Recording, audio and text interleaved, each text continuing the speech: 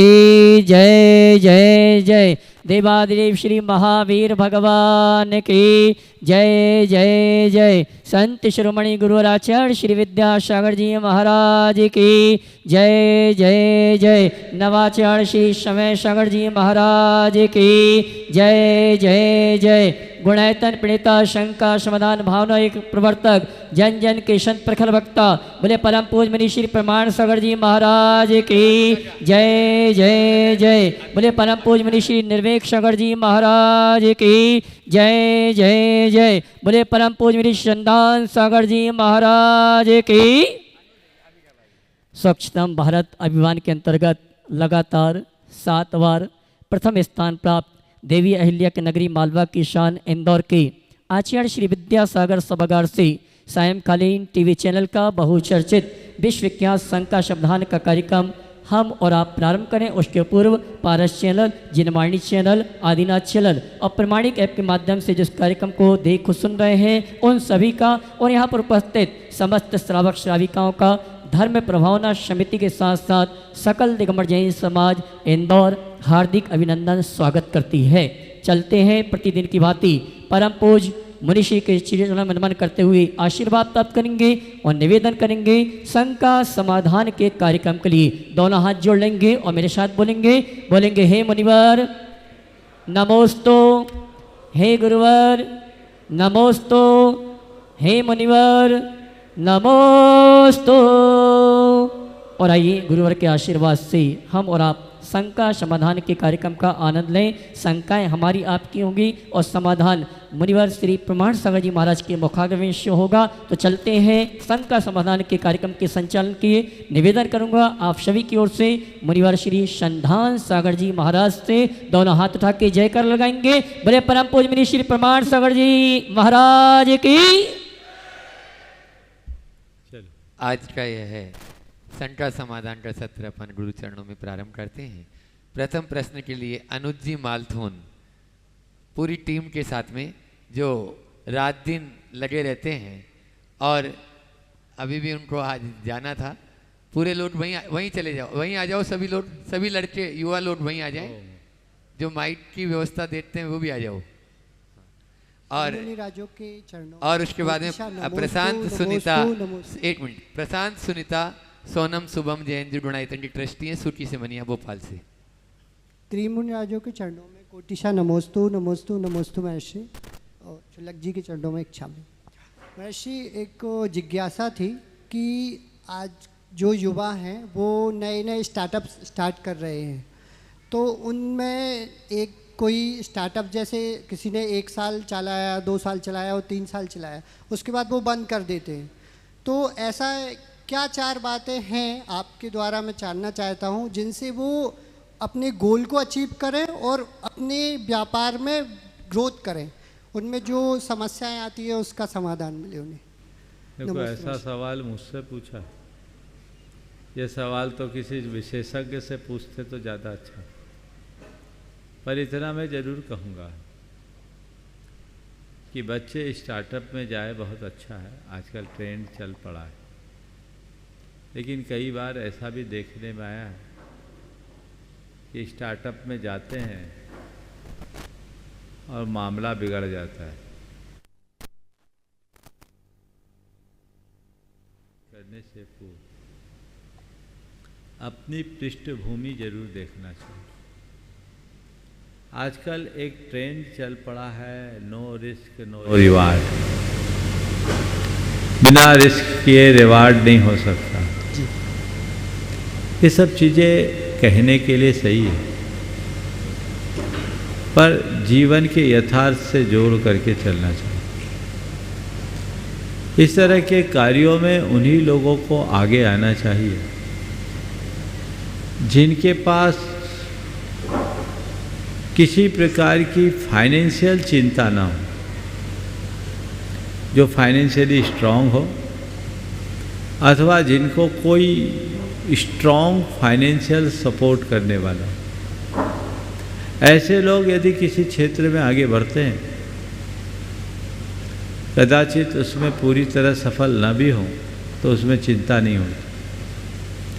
लेकिन जो लोग केवल दूसरों की नकल या कंसल्टेंट के सब्ज़बागों पर या खुद के अतिरिक्त उत्साह और उमंग से प्रेरित होकर इस तरह के काम कर लेते हैं, कई बार वो घोर हताशा से ग्रसित हो जाते हैं और वो इतना ज़्यादा लोड ले लेते हैं कि फिर उठ भी नहीं पाते। इन सब बातों को बहुत गंभीरता से सोचना चाहिए।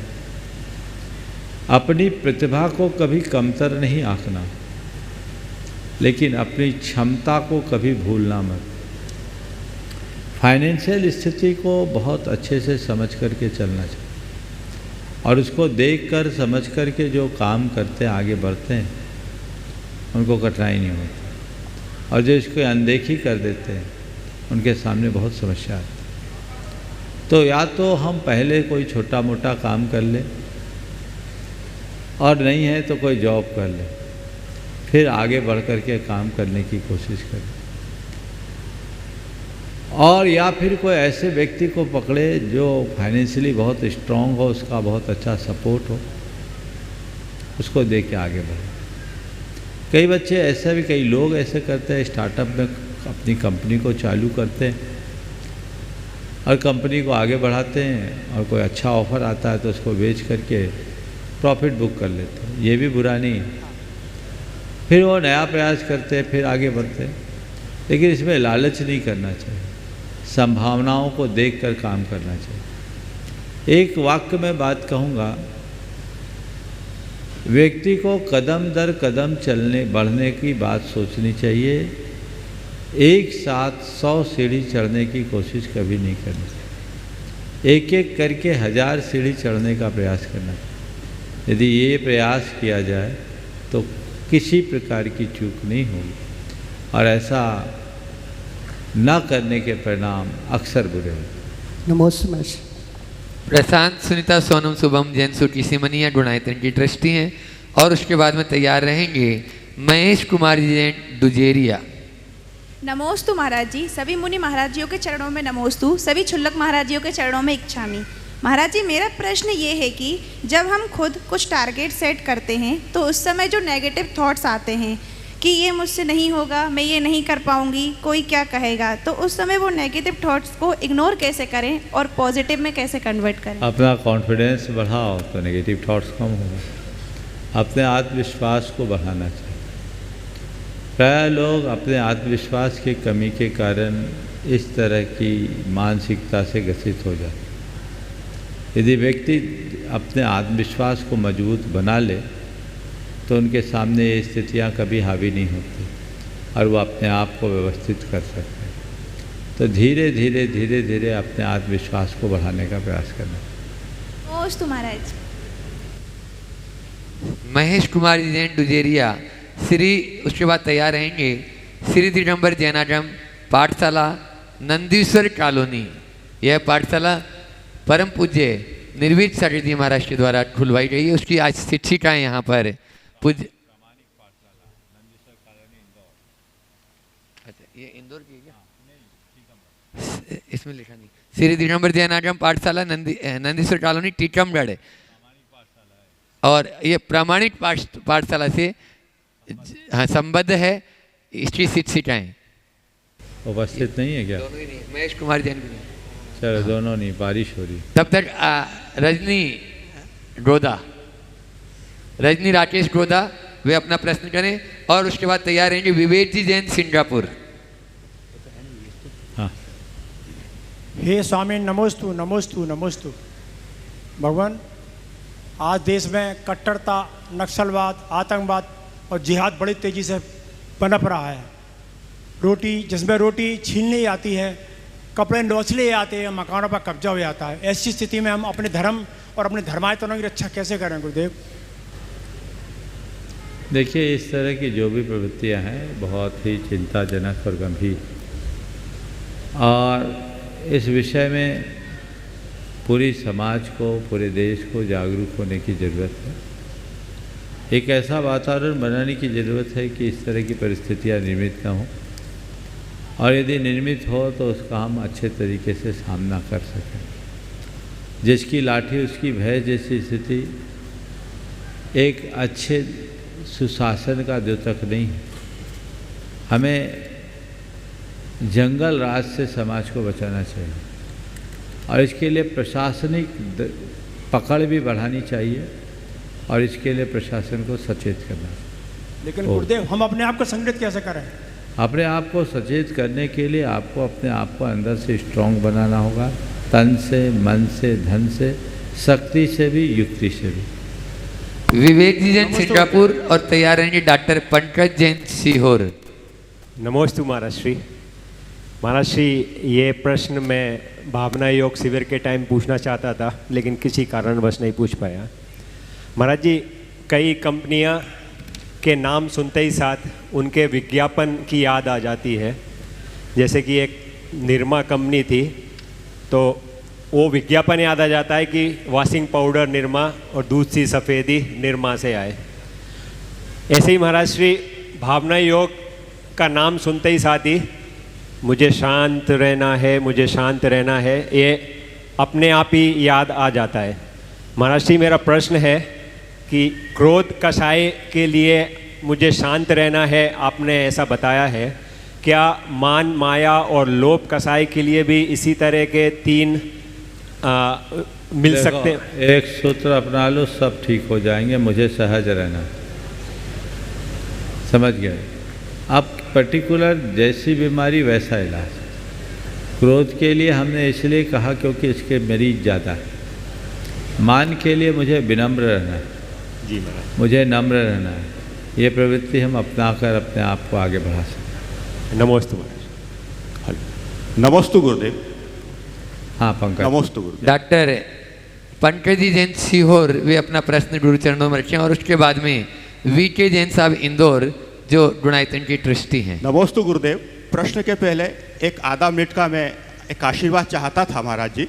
एक वर्षों से मेरी तमन्ना थी, मेरी इच्छा थी और कि मैं आपके सानिध्य में पर्युषण पर्व में शिविर अटेंड करूं और वर्षों से ये एक मेरी इच्छा चली आ रही थी कि सिद्ध चक्र मंडल विधान में आपके सानिध्य में एक मंडल लेकर मैं भी उसमें सम्मिलित हो सकूं।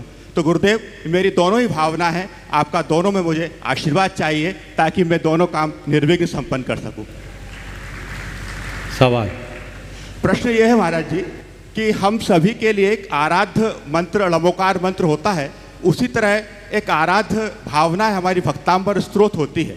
भक्तांबर स्त्रोत के माध्यम से कई चमत्कार भी सिद्ध हुए हैं और हम भी उसको महसूस करते हैं। परंतु महाराज जी, उसके बाद जो प्रत्येक काव्य की अलग अलग व्याख्या है कि इस काव्य को पढ़ने से ये चमत्कार होता है, ये फायदा होता है और होता भी है, इसका प्रादुर्भाव कब से हुआ गुरुदेव?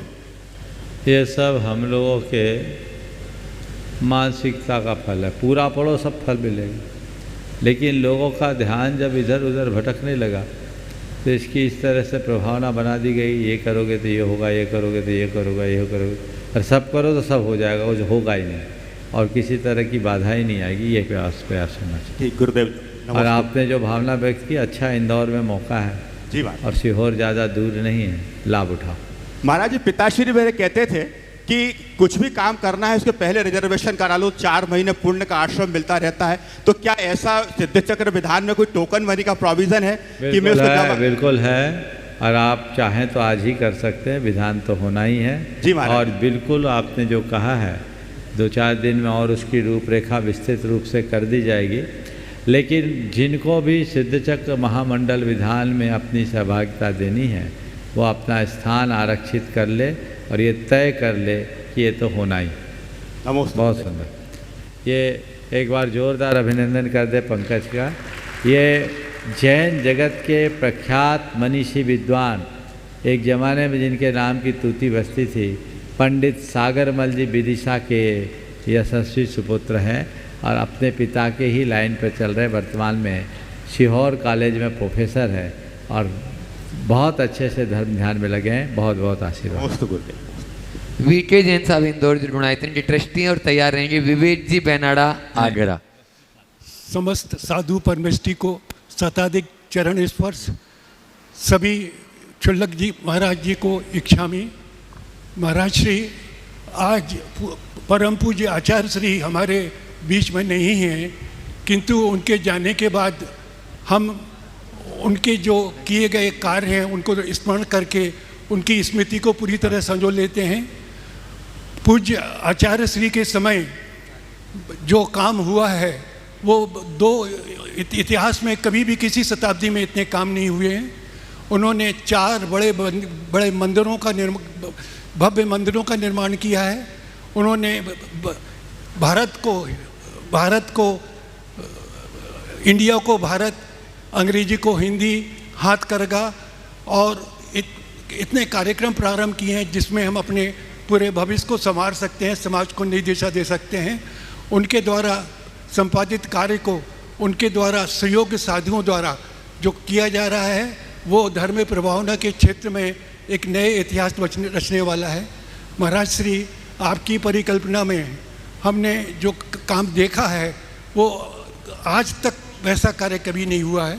गुणायतन की जो आपने निर्माण और उसकी जो पृष्ठभूमि बनाई है, जिसमें जैन धर्म का पूरा दिग्दर्शन, जैन धर्म के सभी सिद्धांतों का प्रतिपादन और कैसे हर मनुष्य को मुक्ति का मार्ग मिले उसकी कार्रवाई चल रही है।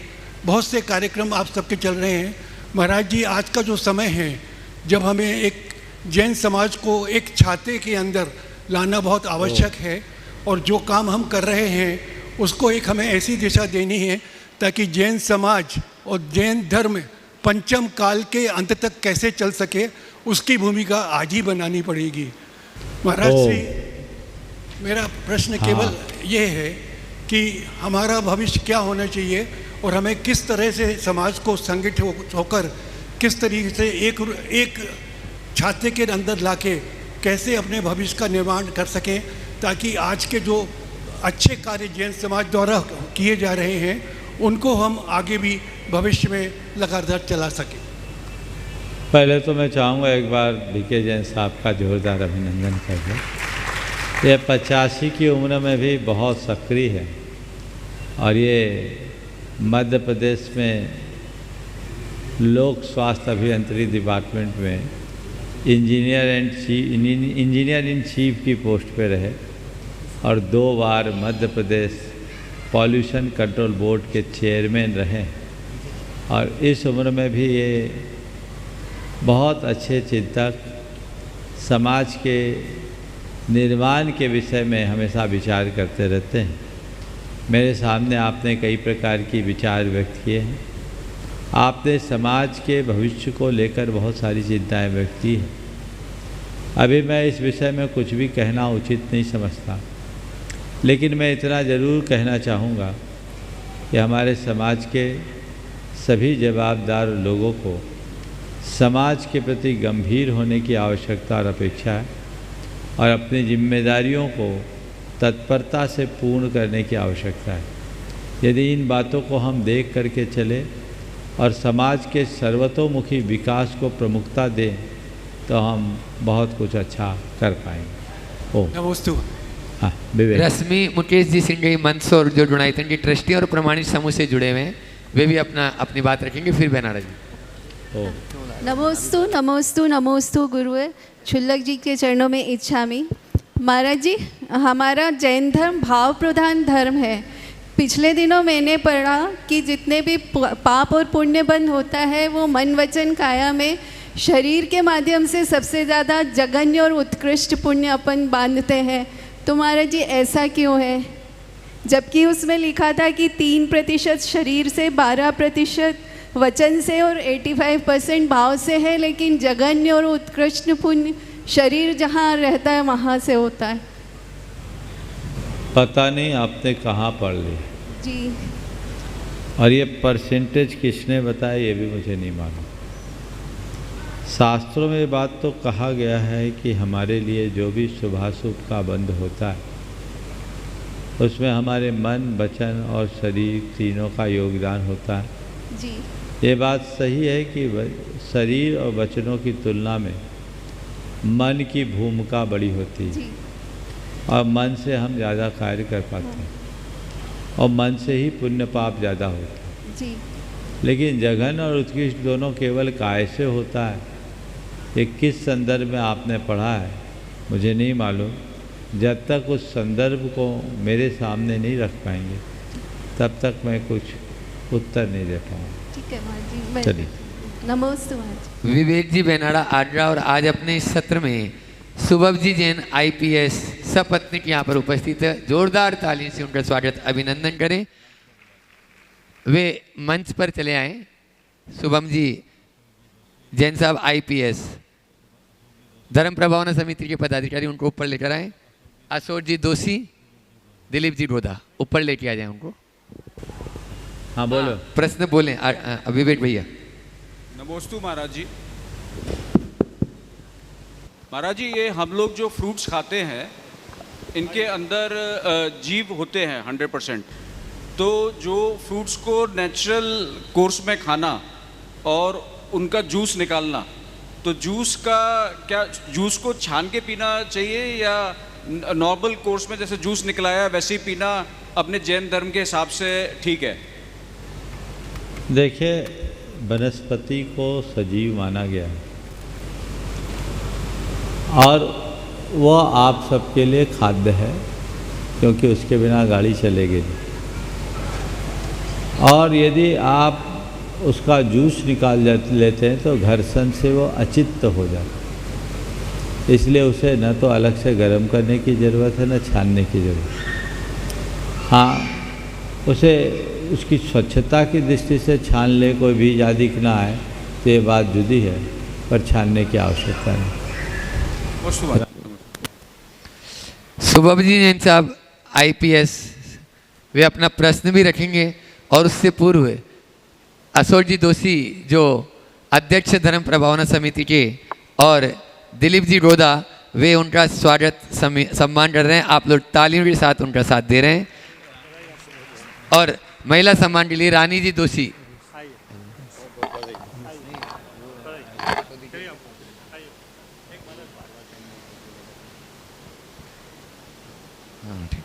बोलिए सुबह। हाँ, और इनके बाद में तैयार रहेंगे शरद जी सरावगी कटनी जो डोनाइत्री की ट्रस्टी हैं।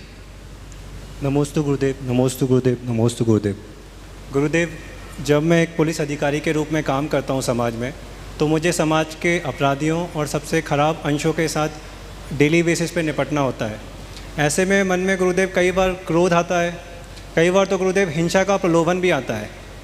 ऐसे में गुरुदेव कैसे अपने मन के क्रोध, अपने प्रलोभनों पर नियंत्रण रखा जाए और कैसे खुद को शुद्ध बनाए रखा जाए, इसमें हमारा मार्गदर्शन करिए गुरुदेव। पहले तो मैं चाहूँगा एक बार अभिषेक भाई का जोरदार अभिनंदन। शुभम का ये विदिशा से हैं और 2020 में 2020 एग्ज़ाम गुरुदेव, 2021 बैच के IPS हैं और इन दोनों पश्चिम बंगाल के मुर्शिदाबाद डिस्ट्रिक्ट में पदस्थ हैं। हमारे समाज के ऐसी प्रतिभाओं को हमें सतत प्रोत्साहन देना चाहिए। निश्चित आप जो काम कर रहे हैं वो बहुत चुनौती भरा काम है और अभी जहाँ हो वो तो और चुनौती भरा क्षेत्र है। बिल्कुल बॉर्डर पर आप काम कर रहे हैं। मैं वहाँ से गुजर चुका हूँ और वहाँ की एक अलग दास्तान भी मेरे साथ घटी। जहाँ तक हिंसा और प्रलोभन का सवाल है, प्रशासनिक दायित्व को निभाने में होने वाली हिंसा आप जैसे प्रोफेशनल्स के लिए हिंसा नहीं है, वो आपके प्रोफेशन का धर्म है।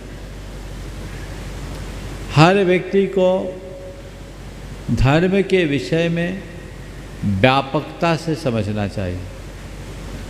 एक मेरा आत्मधर्म या व्यक्तिगत धर्म है और दूसरा मेरा प्रोफेशन रिलेटेड धर्म है। वो हमारे राष्ट्रीय और अन्य सामाजिक दायित्वों से भी जुड़ा हुआ है। जब हमें व्यक्तिगत हित और राष्ट्रीय हित दोनों को सामने रखकर देखना पड़ता है, तो जैन धर्म कहता है कि राष्ट्र धर्म तुम्हारे आत्म धर्म से भी बड़ा है। राष्ट्र की रक्षा और समुन्नति के लिए यदि तुम अपने आत्मधर्म को गौण भी करते हो तो कोई बुराई नहीं। तो पहली बात, तुम और तुम जैसे जितने भी ऐसे प्रशासनिक क्षेत्र में काम करने वाले अधिकारी गण हैं, उन सब से मैं कहूँगा कि अपने प्रोफेशन को प्रोफेशन की तरह संपन्न करें और उसमें होने वाली हिंसा को उस प्रोफेशन का अंग मान करके चले। हाँ, इरादतन हम कोई काम ऐसा ना करें। आप पाप के भागी तब होंगे जब व्यक्ति विशेष को टारगेट बनाकर काम करोगे। आपके केंद्र में व्यक्ति होगा, उसके प्रति व्यक्तिगत द्वेष होगी, देश की भावना होगी, तो हो सकता है उस पूर्वाग्रही मानसिकता के कारण आप कुछ गलत भी कर बैठो और ये पाप भारी होगा, उससे बचना चाहिए। लेकिन जब आप व्यवस्था को देख कर चल रहे हैं तो वहाँ व्यक्ति नहीं, व्यवस्था को प्रमुखता देनी चाहिए और उस व्यवस्था बनाए रखने के लिए यदि कोई व्यक्ति विशेष टारगेट बनता भी है तो उसे हमें नज़रअंदाज करना पड़ेगा, क्योंकि सवाल एक व्यक्ति का नहीं, पूरी व्यवस्था का है। तो ये बारीकी अगर ध्यान में रखे तो कोई बुराई नहीं, बल्कि इसे भी अपना धर्म मानकर चलो। जहाँ तक प्रलोभन का सवाल है, अगर व्यक्ति अपने प्रति ईमानदार होगा तो ऐसे प्रलोभनों में नहीं फंसेगा और हमें स्वयं के प्रति ईमानदार बनते हुए ऐसे प्रलोभनों से बचना चाहिए जो राष्ट्र हित में भी बाधक हो और हमारे व्यक्तिगत जीवन के लिए भी अभिशाप बने। बहुत बहुत आशीर्वाद। नमस्ते गुरुदेव। आप भी बोलेंगे? सवाल नहीं? ठीक। शरद जी सरावगी कटनी, जो डोनाइतन के ट्रस्टी हैं और उसके बाद में आज सिख समाज से विजयी दवे के नेतृत्व में यहाँ पर बंधु भक्तगण आए हैं। गुरु जी को त्रिवार नमोस्तु। 1 मिनट, वे सभी एक साथ तैयार रहेंगे। हाँ बोलो। गुरु जी को त्रिवार नमोस्तु सभी गुरुओं को। गुरु जी, मैं आपसे ऐसा आशीर्वाद चाहता हूँ कि मेरे देव शास्त्र गुरु की भक्ति में जैसा मन अभी तक लगा है, आगे भी लगा रहे, मैं ऐसा आशीर्वाद चाहता हूँ। गुरु जी, मेरा क्वेश्चन ये है कि आज के भौतिकवाद युग में, विज्ञापन के युग में ऐसा अम्बंडर चालू हो रखा है, लगभग 2000 आइटम प्रतिदिन मार्केट में लॉन्च हो रहे हैं और विज्ञापन होता है तो तुरंत लेने शुरू जाते हैं, जिनका हमको कोई उपयोग नहीं है, जो हमारा आदिकाल से कोई ज़रूरत नहीं है, चाहे डिओडोरेंट हो, लिपस्टिक हो, बल्कि बिंदी चली जा रही है, लिपस्टिक आगे बढ़ जा रही है, लाखों करोड़ों का कारोबार हो रहा है।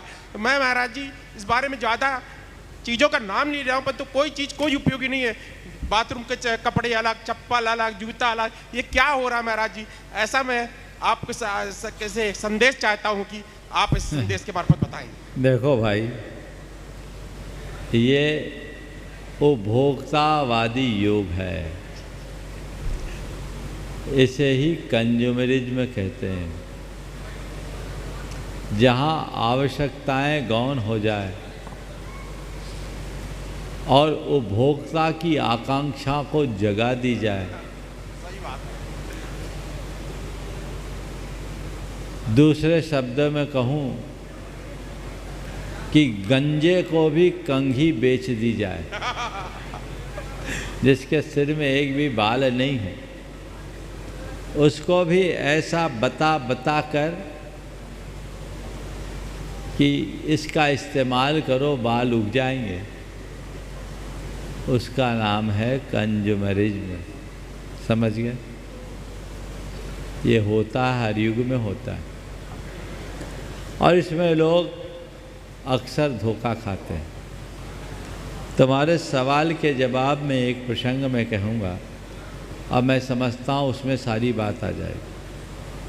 एक आदमी मरा सपने में और मर करके यमलोक में पहुंचा। उसका लेखा जोखा देखा गया, पुण्य पाप दोनों बराबर था। यमलोक के अधिकारी ने कहा कि भैया तुम्हारा पुण्य पाप दोनों बराबर है, तुम ये बताओ कहाँ रहना चाहोगे, स्वर्ग में रहना पसंद करोगे या नरक में जाना पसंद। वो थोड़ा पसोपेश में पड़ गया, क्या चुनूं। तो यमलोक के अधिकारी ने कहा एक काम करो, तुम दोनों जगह घूम आओ, उसके बाद तुम जहाँ चाहोगे वहाँ हम तुम्हें शिफ्ट कर दें। वो गया, सबसे पहले स्वर्ग गया। स्वर्ग देखकर जाकर देखता क्या है कि सब अपने आप में मगन है। कोई पूजा कर रहा है, कोई माला फेर रहा है, कोई पाठ कर रहा है, कोई भक्ति कर रहा है, किसी को कोई से लेना ही देना नहीं, सब अपने में मगन। देखा हद हो गई, ये तो बड़ी बैकवर्ड जगह है, यहाँ तो किसी को कोई लेना ही देना नहीं। चलो नरक चल कर देखते हैं। अब वह नरक गया। जब नरक गया तो जैसे ही नरक पहुंचा, ध्यान से सुनो आनंद, जैसे ही नरक पहुंचा उसका तगड़ा रिसेप्शन हुआ, और वो भी ब्रांडी और विस्की से। अंदर डिस्कोथेक हो रहा था, अंदर डिस्कोथेक चल रहा था। उसने अपने मन में कहा हद हो गई, फालतू में नरक को पंडितों ने बदनाम कर रखा है, संसार का सबसे अच्छा सुख तो नरक में है। व्यर्थ में लोगों ने बदनाम कर रखा है। लौट कर आया, बोला मुझे नरक भेज दो, मुझे नरक भेज दो। बोले नरक जाना है, सोच लो। बोला सोच लिया, कुछ नहीं रखा तुम्हारे स्वर्ग में। बोले एक बार और सोच लो। बोला सोच कर आया हूं, मुझे नरक भेज दो, कुछ नहीं रखा तुम्हारे स्वर्ग में। उसे नरक शिफ्ट कर दिया गया, और जैसे ही नरक पहुंचा वहां तो मार काट रौद रूप चालू हो गया। अब वो सब रूप देखकर वो तो हतप्रभ रह गया। उसने कहा हद हो गई, अभी मैं जो देख के आया वो कुछ और नरक था, ये नरक कुछ और है, मामला क्या है। अभी जो मैं देख कर गया वो कुछ और था, और अभी जो देख रहा हूं कुछ और नरक है, मामला क्या है। उसने कहा भाई साहब वो नरक का विज्ञापन था, ये असली नरक है। यही हाल है, इसलिए इन सब चीज़ों में मत उलझो। बहुत पहले किसी की पंक्तियाँ पढ़ी थी, फिसलो न यारो ऊपर की सफाई पर,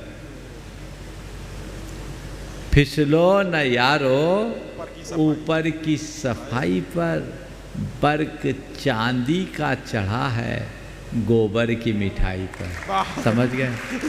नमोस्तु नमोस्तु गुरुदेव नमोस्तु। हाँ। अपने बीच में सिट समाज से विजय जी दवे जी, नगर सुरक्षा समिति थाना संयोजक मानिंद्र सिंह जी सलूजा, गुरु नानक निष्काम सेवा समिति से अजीत सिंह जी होरा जी, राजवीर सिंह जी भाटिया जी, और ये सब चिंतन बाकीवाला के साथ में जो बॉलीवुड सिंगर है उनके साथ में आए हैं। जोरदार तालियों से उनका स्वागत अभिनंदन कर दें। हाँ, जो गुणायतन ट्रस्टी भी हैं चिंतन बाकीवाला, और प्रश्न करेंगे विजय जी दवे। एक ही प्रश्न कर लें तो अच्छा रहेगा ताकि औरों को भी लाभ मिल जाए। गुरुदेव नमोस्तु। मेरे साथ में पूरा सिख समुदाय आज आया है, और ये भव्य चातुर्मास के आकर्षण में पूरा सिख समाज आकर यहाँ आपको नमन कर रहा है। और नमन स्वरूप मेरे साथ गुरदीप सिंह जी हैं। आधे मिनट की वो एक बात आज बहुत महत्वपूर्ण कहना चाहते हैं। गुरदीप सिंह जी आप। हाँ दीजिए दीजिए। गुरुदेव को नमन नमन नमन। मैं आज गुरदीप सिंह सिख समाज की तरफ से जैन समाज का धन्यवाद ऋणी हूँ।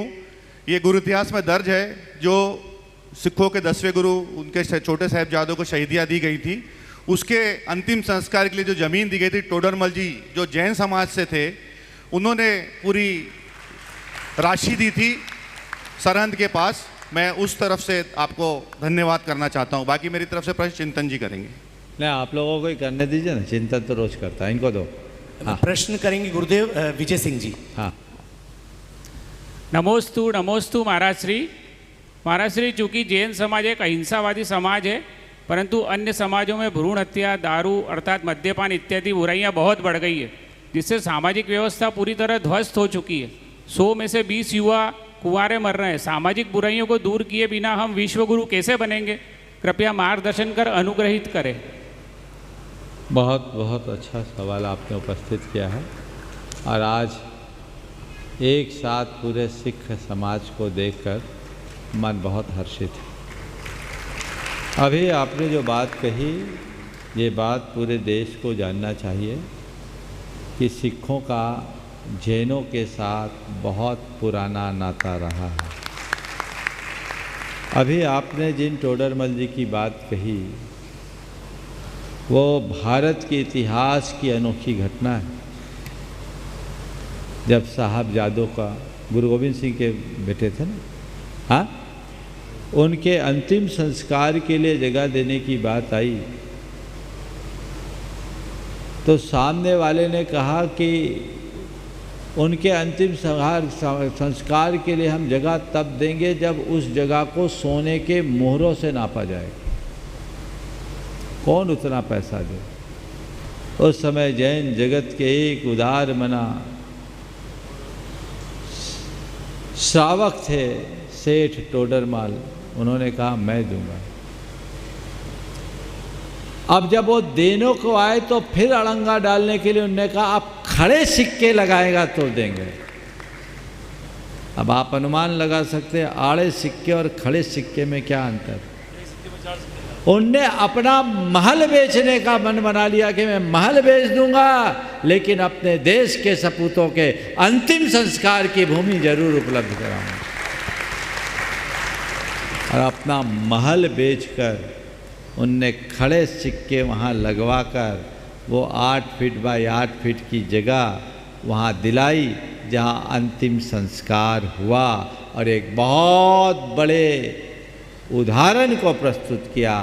टोडरमल जी का सिख समाज से कोई लेना देना नहीं था, लेकिन वे राष्ट्र के लिए समर्पित थे और संस्कृति के लिए समर्पित थे। सिखों को अपना भाई समझते थे और गुरु गोविंद सिंह को देश की सुरक्षा का प्रहरी मानते थे, इसलिए उन्होंने ऐसा किया। एक पल नहीं लगी। अभी थोड़ी देर पहले मैंने बात कही कि जैन धर्म में राष्ट्र धर्म को आत्म धर्म से ऊंचा माना गया है, और जैनियों का इतिहास है कि राष्ट्र के लिए जब भी मौका आया है, जैनियों ने अपना सर्वस्व समर्पित किया है। और इसी कारण कभी टोडरमल जी के रूप में, तो कभी भामा शाह के रूप में, तो कभी जगड़ू शाह के रूप में अपना खजाना लुटाया है। जैनों ने पैसा कमाया है तो समाज के लिए और राष्ट्र के लिए उदारता से लगाया भी है। ये जैनियों की सबसे बड़ी विशेषता रही। उनने जितनी तत्परता से कमाया उतनी ही उदारता से लगाया। और एक रहस्य और बताता हूँ, आपके पटना साहब जो गुरु गोविंद सिंह का जन्म स्थल है, मैं वहाँ गया। आपको पता है पटना साहब का जो मंदिर बना है और गुरु गोविंद सिंह का जहाँ जन्म हुआ वो भी एक जैन के घर में हुआ। कोई जोहरी थे, नाम मैं थोड़ा भूल रहा हूँ। वो जैन के घर में हुआ। गुरु गोविंद सिंह जब वहाँ से जा रहे थे, उनको आसाम जाना था, लेकिन गुप्त रूप से उनके घर में रहे। गुरु गोविंद सिंह के पिता शायद तेग बहादुर जी थे, तेग बहादुर जी, और वो वहीं रहे गुप्त रूप से, और वहीं पर गुरु गोविंद सिंह का जन्म हुआ। बाद में वो आसाम गए थे और तब उन्होंने उनके जन्म स्थल को वहाँ पटना साहब के निर्माण के लिए अर्पित कर दिया। और आज भी पटना साहब के बाजू में ही जैन मंदिर भी है। अभी 3 वर्ष पहले मैं वहाँ गया था और वहाँ आपके उस पूरे के पूरे संगत ने बहुत ही सहयोग किया था, ये बात मुझे वहाँ जाने के बाद मालूम पड़ी। तो ये जानकारी पूरी सिख समाज और जैन समाज को होनी चाहिए और एक दूसरे के साथ इसी प्रकार मिलजुल कर सौहार्द मूलक जीवन जीना चाहिए, ये भाव होना चाहिए। अब जो सवाल आया भ्रूण हत्या, नशाखोरी जैसी दुष्प्रवृत्तियों से समाज को कैसे बचाया जाए, इसके लिए हमें एक व्यापक अभियान छेड़ने की जरूरत है। जहाँ तक भ्रूण हत्या का सवाल है, हमें हर व्यक्ति के हृदय में करुणा जगाने की ज़रूरत है और हर माँ बाप को ये बताने की ज़रूरत है कि पेट में पलने वाला जो भ्रूण है वो कोई साधारण भ्रूण नहीं, तुम्हारे जिगर का टुकड़ा है। उस टुकड़े के टुकड़ा करना घोर अनर्थ है। अपने ही खून का खून करना महापाप है। ये कोई हिंसा नहीं, ये तो हत्या है। और हत्या भी केवल एक व्यक्ति की नहीं, ये हत्या है वंश की, ये हत्या है करुणा की, ये हत्या है संवेदना की, ये हत्या है मानवता की, ये हत्या है धर्म की। ये पाठ लोगों को सिखाना है। और कई ऐसे उदाहरण आए मेरे सामने। आपने बहुत महत्वपूर्ण प्रश्न छेड़ा है और मैं उसका उत्तर थोड़ा लंबा ही देना चाहूँगा। बाकी लोग जिनका नंबर कट जाए, इन लोगों से नाराज मत होना। लेकिन जो सवाल है ये बहुत गंभीर है। मैं उदयपुर में था, एक महिला आई, उसके साथ उसके 17-18 साल का एक बेटा था। दर्शन करते समय कहा कि महाराज जी, इसका इस वर्ष IIT में सिलेक्शन हुआ है और हम इसे बॉम्बे में भर्ती करने जा रहे हैं। बॉम्बे IIT में हुआ है। उसके बाद बेटे को भेजा और बेटा जैसे बाहर गया फूट फूट कर रोने लगी। उसे इतना भाव विवल देखकर मुझे थोड़ा आश्चर्य सा हुआ। मैंने पूछा क्या बात? उसने कहा महाराज जी, मेरा हृदय बहुत अपराध बोध से ग्रसित है। ये बच्चा जब मेरे पेट में था, चूँकि मेरी 3 बेटियां पहले से थी, चौथा ये आ गया था। मैंने सोनोग्राफी कराया, सबके दबाव में वो बेटी निकली तो इसका एबॉर्शन कराने का मन बना लिया। मेरे पति का भी मेरे ऊपर बहुत दबाव था। महाराज मैं एबॉर्शन कराने के लिए चले गई, पर जो डॉक्टरनी थी वो जैन थी। उसने मुझे समझाया कि ऐसा मत करो, इससे तुम्हें बहुत तरह की परेशानियां आ सकती है, तुम इसे छोड़ दो और जो बच्चा है उसको जन्म लेने दो। महाराज जी, बेटे को जन्म डॉक्टरनी की बात सुन करके मैंने मन बना दिया कि बच्चे को जन्म दूंगी। अब जो भी है, जैसे 3 वैसे चौथा। पर महाराज मेरा उस समय आश्चर्य का ठिकाना नहीं रहा कि जब बच्चा हुआ तो बेटा हुआ। और महाराज इतना होनहार बेटा, इतना इसने बिना ट्यूशन के पहले अटेम्प्ट में IIT निकाला और महाराज जी 35 रैंक आया। इतना ब्रिलियंट लड़का। अब जब मैं इसको देखती हूँ तो मुझे लगता है मैं तो इसकी हत्यारिन बन रही थी, मैं इसकी हत्या करने वाली थी। कितना जघन्य अपराध मुझसे होता। महाराज जी, मैं अपने आप को माफ़ नहीं कर पा रही हूँ, आप मुझे प्रायश्चित दें। ये एक उदाहरण ऐसा एक नहीं, अनेक माताओं के साथ ऐसा होता है। कईयों की तो कोख ही हमेशा को चले गई। इसलिए इस बात को हमेशा समझिए और अपने जीवन को बचाइए। मैं तो एक ही बात कहता हूँ, इस तरह की क्रूर वृत्ति के विरुद्ध समाज में जागरूकता आनी चाहिए। तुम्हारे गोद में पलने वाले बेटे के प्रति तुम्हारे मन में असीम प्यार होता है और कोख में पलने वाले की हत्या, ये कैसी मानवता, ये कैसा मातृत्व, हर माँ को समझना चाहिए। और जब इन बातों के प्रति हम जागरूकता लाएं तो समाज में बहुत बड़ा परिवर्तन आ सकता है। व्यसन मुक्ति के लिए भी एक अभियान चलाना चाहिए। नशा मुक्ति के विरुद्ध जब तक हम अभियान नहीं चलाएंगे, खासकर युवाओं में जागरूकता नहीं लाएंगे, तब तक परिवर्तन नहीं आएगा। आज हमारी समाज बहुत तेज़ी से पथभ्रष्ट हो रही है और रिपोर्टों के अनुसार पंजाब तो नशा का बहुत बड़ा गढ़ बनता जा रहा है। तो ये बड़ी चिंता है। कोई एक प्रांत की बात नहीं, कोई एक वर्ग की बात नहीं, पूरे कुएं में भांग पड़ी हुई, पूरी समाज इससे प्रभावित है।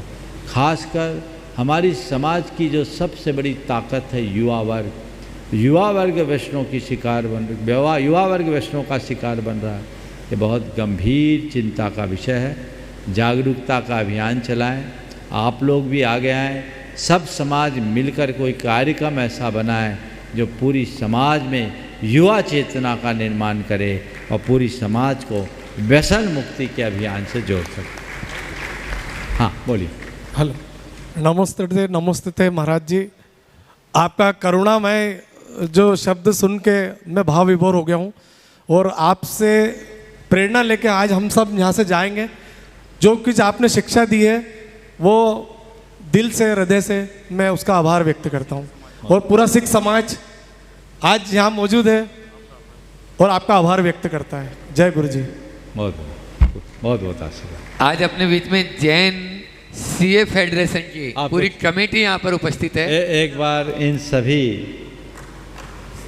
सरदार जी का जोरदार अभिनंदन कर दीजिए। कल जैन सीए फेडरेशन की पूरी कमेटी, महामंत्री, अध्यक्ष, कोषाध्यक्ष, सचिव, जो जितेंद्र जी जैन के नेतृत्व में कुछ नया करने जा रहे हैं, वे अपनी बात भी रखेंगे और पूज्य महाराज श्री चरणों में प्रश्न भी करेंगे और उसके बाद में तैयार रहेंगे। पहले भैया जी जो है स्वागत करना चाह रहे हैं। नमोस्तु महाराज जी। महाराज जी, हम जैन चार्टर्ड अकाउंटेंट कल सारे जैन चार्टर्ड अकाउंटेंट कम्युनिटी आपके समक्ष में कुछ शंका समाधान के लिए आना चाहते हैं, तो आपकी आज्ञा चाहते हैं और आशीर्वाद चाहते हैं।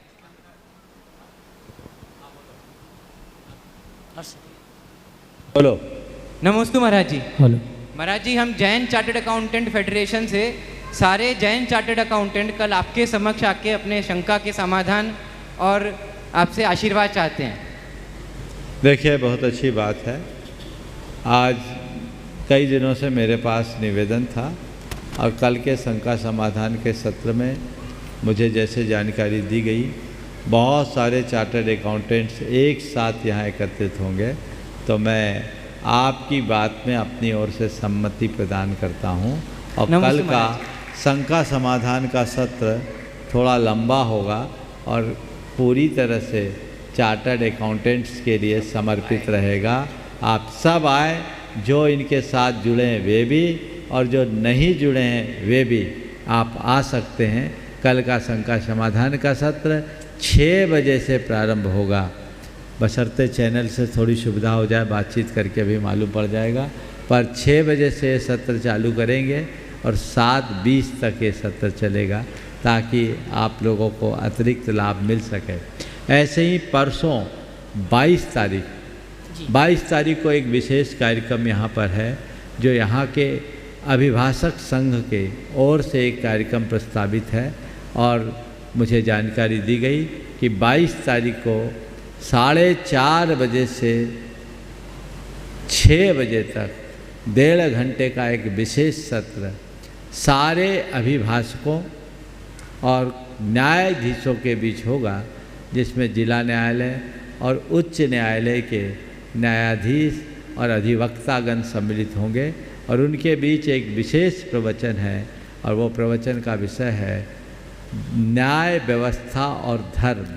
इस विषय पर उद्बोधन और साथ ही साथ प्रश्नोत्तर भी होगा और उस दिन शंका समाधान न होकर 4:30 से 6 बजे तक का एक कार्यक्रम होगा।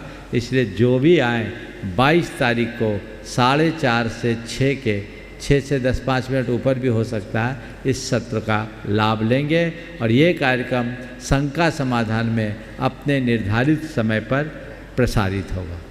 हमारे बीच में गुणैतन में स्तंभ के रूप में जुड़ने का जिन्होंने स्वभाव प्राप्त किया, डॉक्टर विशाल जी, सीता जी, दक्ष जी, दिविशा जी इंदौर हमारे बीच उपस्थित हैं। मैं आमंत्रित करूंगा मंच पे आए, गुरुवर का आशीर्वाद प्राप्त करेंगे और उनके सम्मान के लिए आवाज़ दूंगा। हमारे गुणायतन के श्रमणीय संरक्षक भाई हर्ष जी और तृप्ति जी ये आए गुणायतन परिवार की ओर से। हमारे सम्माननीय गुणायतन स्तंभ परिवार डॉक्टर विशाल जी सीता जी का गुणायतन परिवार की ओर से सम्मान का कार्य संपन्न करेंगे। आइए साहब, और इनके सम्मान की आवाज़ दी मैंने हमारे हर्ष जी और तृप्ति जी गुणायतन श्रमणीय संरक्षक।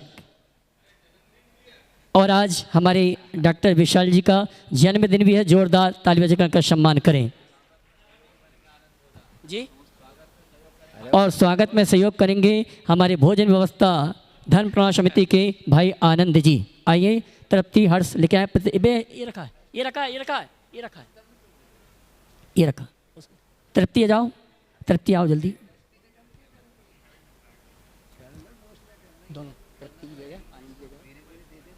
आइए, आज हमारे डॉक्टर विशाल जी का जन्मदिन है, जिन्होंने गुणायतन में प्रारंभिक रूप में गुणायतन स्तंभ के रूप में जुड़ने का सौभाग्य प्राप्त किया है। जोरदार डॉक्टर विशाल जी, श्वेता जी, दक्ष जी, दिविशा जी इंदौर किलर कॉलोनी, इनका सम्मान चल रहा है और सम्मान करता है भाई हर्ष जी, तृप्ति जी और भाई आनंद जी गोधा। जोरदार ताली बजाकर का सम्मान करें और चलते हैं पुनः शंका समाधान के कार्यक्रम के लिए।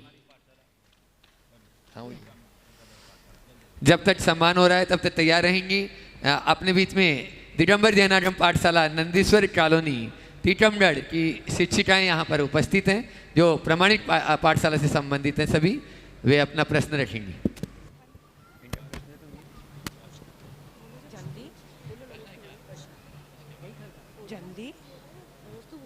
बोलो। पाठशाला प्रणेता मुनि श्री 108 प्रमाण सागर जी महाराज के चरणों में बारंबार नमोस्तु नमोस्तु नमोस्तु। पाठशाला प्रणेता मुनि श्री 108 निर्भीक सागर जी महाराज के चरणों में सवाल कर लीजिए तो अच्छा रहेगा। सबकी जय। हाँ बोलो। हमारी शंका है कि पाठशाला में हर तरह के बच्चे होते हैं। कुछ बच्चे ऐसे होते हैं जो प्यार से भी बात नहीं मानते और डांट से भी नहीं, और थोड़ा डांट दो तो घर पर बढ़ाकर बोल देते कि दीदी ने ऐसा डांट दिया। कई पेरेंट्स के फ़ोन आते हैं कि क्यों डांटा और बच्चे को पाठशाला भेजना बंद कर देते हैं। तो महाराज जी, हम लोग इसमें क्या करें? साथ ही क्या माता पिता को अपने बच्चों को ऐसा बना देना ठीक है कि वो किसी की भी डांट भी ना सुन सकें? देखिए, ऐसे बच्चों को डांटना तो आपके लिए बिल्कुल ठीक नहीं है, और ऐसे बच्चों को रखना भी ठीक नहीं। इसके लिए एक ही रास्ता है कि ऐसे बच्चों को एक आध बार समझाएं, और ना समझे तो उनके पेरेंट्स को समझाएं कि अपने बच्चों को समझाओ, संभालो, नहीं तो अभी तो हमसे नहीं संभल रहा है, कल आपसे संभाले नहीं संभलेगा। जो बच्चा पाठशाला में ढंग से नहीं गया उसकी ज़िंदगी अच्छी नहीं रही। तो उनके पेरेंट्स से बात करना चाहिए, पेरेंट्स उनको समझाए, उनको प्रेरित करे तो उसका दूरगामी परिणाम अच्छा हो। हाँ। डॉक्टर विशाल जी जैन जो आज गुणायतन से संबंध हुए हैं, वे अपना प्रश्न रखें और उसके बाद में आनंद जी गोदा तैयार रहें। नमोस्तु गुरुदेव, नमोस्तु गुरुदेव, नमोस्तु गुरुदेव। इच्छा नहीं महाराज, इच्छा नहीं महाराज जी। 2019 में मुनि श्री निर्भीक सागर जी महाराज की प्रेरणा से हम लोगों ने एक साधर्मी वात्सल्य समूह स्टार्ट करा था। कई युवा उसमें जुड़े हैं। मेरा प्रश्न भी है, इसी में छुपा हुआ है कि आज जैसा कि सुबह आपसे मैंने चर्चा भी करी थी कि मरण दिवस को सफल बनाने के लिए आप गुरुओं ने हमें समाधि मरण का रास्ता दिखाया है। जन्म दिवस को हम कैसे सफल बनाएं और अच्छी तरह कैसे सफल बना सकते हैं, सभी युवाओं को मार्गदर्शन दीजिए। देखिए, जन्म दिवस को सफल बनाने का एक ही रास्ता है, व्रत धारण करो। भवस्य सारम किम किल व्रत धारणम। व्रत धारण करने से भाव का उद्धार होता है। तो प्रत्येक व्यक्ति को व्रतों का पालन करना चाहिए और जन्म दिवस के दिन अभय दान देना चाहिए, जीव दया का काम करना चाहिए। जो अभय दान देता है उसकी मृत्यु टलती है, इससे जीवन आगे बढ़ता। ओम। हाँ, आनंद जी गोदा और उसके बाद में प्रीति जी जैन। सभी महाराज जी को बारंबार नमस्ते गुरुदेव। एक मेरा बहुत बड़ा शंका समाधान का उत्तर चाहिए गुरुदेव आपसे। आज आपने कैशलोच किया, उपास भी किया, इसमें पीड़ा हुई, यह हिंसा नहीं है क्या? बिल्कुल। अगर मैंने अपने आप को पीड़ा देने के लिए कैशलोच किया होता तो इसे हिंसा कहा जा सकता, पर मैंने अपने आप को पीड़ा देने के लिए कैशलोच नहीं किया, किसी को पीड़ा ना हो इसलिए केस क्लोज किया, समझ गए? इसलिए हिंसा नहीं, ये तपस्या है, समझ गए? जी गुरुदेव। इसलिए उसको वैसे ही समझना चाहिए। जी गुरुदेव। प्रीति जी जैन जो प्रामाणिक पाठशाला के बारे में कुछ बोलना भी चाह रही है, आप अपनी लेकिन बात भी आज रखें। प्रीति जी का समय आज कम है, बहुत अच्छी बात रख रही हैं। इस विषय को कल रखें तो ठीक रहेगा, नहीं तो बात छूट जाएगी। कल रखेंगे, है ना? तो आज के इस सत्र को परम पूज्य गुरुदेव के चरणों में नमन अर्पित करते हुए यहीं पर विराम दे रहा हूँ। और एक विशेष बात, अब 16 कारण चालू हो गए हैं और हमने सोचा है आने वाले कल से करें परसों, कल से 16 कारण पर प्रवचन चलेंगे और ये 16 कारण की एक प्रवचन माला आप सबको मिलेगी कि हम किस तरह जीवन व्यवहार में 16 कारण को भाकर अपने जीवन को बेहतर बना सके। ये संदेश सब तक पहुंचा दें। आज तारीख कितनी है? 20 है ना?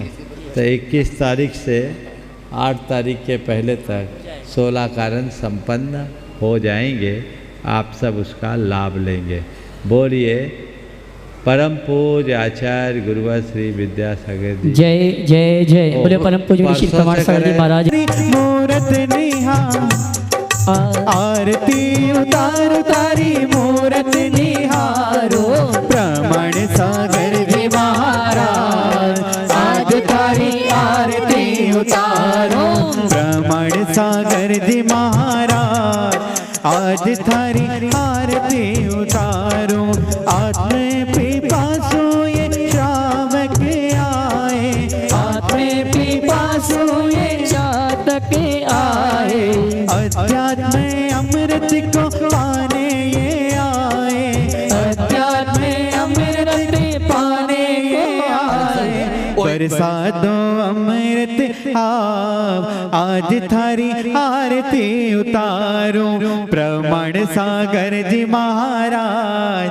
आज थारी आरती उतारो प्रमाण गुरु की है महिमा न्यारी। प्रमाण गुरु की है महिमा न्यारी।